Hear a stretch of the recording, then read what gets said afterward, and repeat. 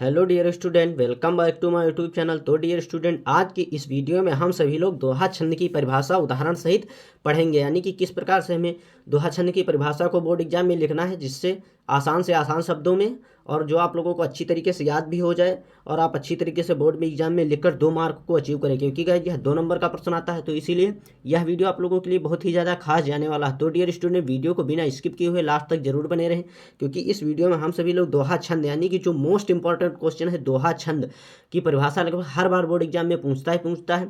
और साथ ही साथ मैं आप लोगों को बता दूं कि मैं प्रीवियस सेल का आप लोगों को पेपर भी दिखा दूंगा किस प्रकार से बोर्ड एग्जाम में क्वेश्चन पूछा गया है। तो आप लोगों को बिल्कुल कंफ्यूज बिल्कुल भी नहीं होना और वीडियो पर अंत तक बने रहना। और मैं गारंटी के साथ कहता हूं कि इसी वीडियो को देखकर आप लोगों को किसी दूसरे की वीडियो नहीं देखना पड़ेगा और बिल्कुल अच्छी तरीके से आप परिभाषा को तैयार कर सकते हैं।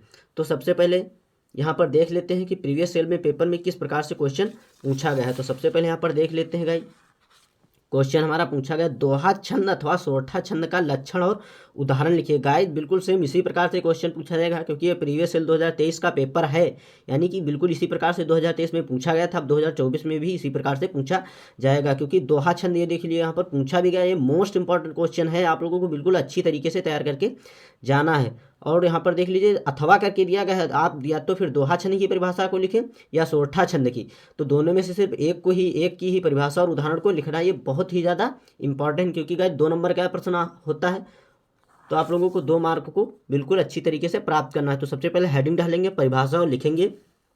यह अर्ध सम्मात्रिक छंद होता है, इसमें 4 चरण होते हैं। इसके पहले और तीसरे चरण में 13-13 मात्राएं और दूसरे और चौथे चरण में 11-11 मात्राएं होती हैं। यानी कि परिभाषा एक बार पुनः देखते हैं। यह अर्ध सम्मात्रिक छंद होता है, इसमें 4 चरण होते हैं, प्रत्येक इसके पहले और तीसरे चरण में 13-13 और दूसरे और चौथे चरण में 11-11 मात्राएं होती हैं। और साथ ही साथ अभी मात्राएं निकालना भी आप लोगों को बता दूंगा।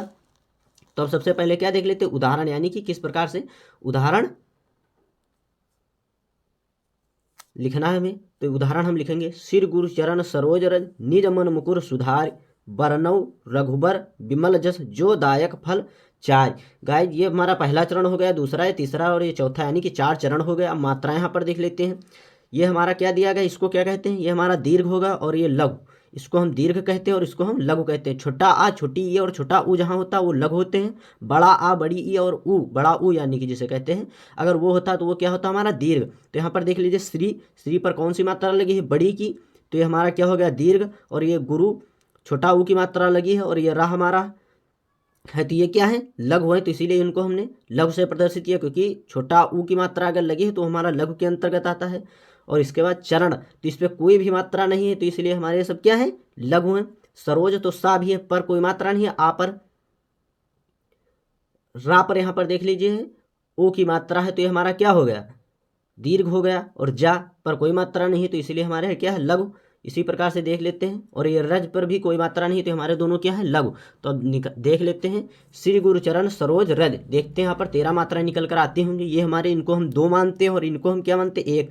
2 ये हो गए, 2 ये 4, 5, 6, 7, 8, 9, 10, 11, 12, 13, कितनी मात्राएं निकल के आ रही 13। इसके बाद अब गाइस निज मन मुकुर सुधार, तो यहाँ पर देख लेते हैं, निज छोटी की मात्रा लगी तो हमारा क्या हो गया लघु हो गया। जा पर कोई मात्रा नहीं तो ये लघु हो गया। मन, इनमें भी किसी पर कोई मात्रा नहीं तो हमारे लघु हो गए।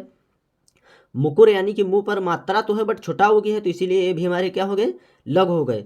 सुधार, तो यहाँ पर देख लीजिए, सा पर देख लीजिए छोटा ऊ की मात्रा है और रा पर भी छोटी की मात्रा है और धा पर क्या है आ की मात्रा है, यानी कि बड़ा आ की मात्रा है, तो हमारा दीर्घ हो गया।